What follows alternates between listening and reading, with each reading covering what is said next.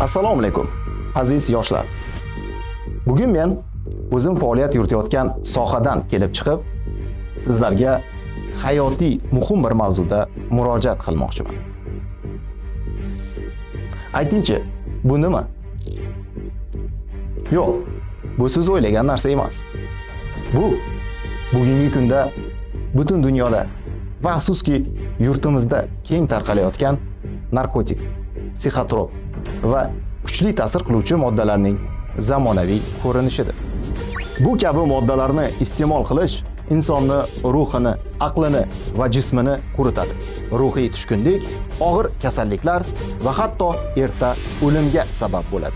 Bundan tashqari, narkotik, psixotrop hamda kuchli ta'sir qiluvchi moddalarning noqonuniy muomalasi uchun qonunchilikda og'ir jinoiy javobgarlik belgilangan.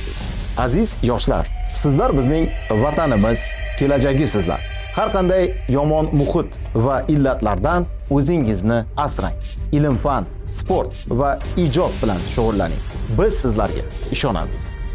Agar siz yoki do'stlaringiz qandaydir qiyinchiliklarga duch kelsangiz, ota-onangiz, ustozlaringiz yoki mutaxassislarga murojaat qilishdan tortinmang. Shuni esda tuting.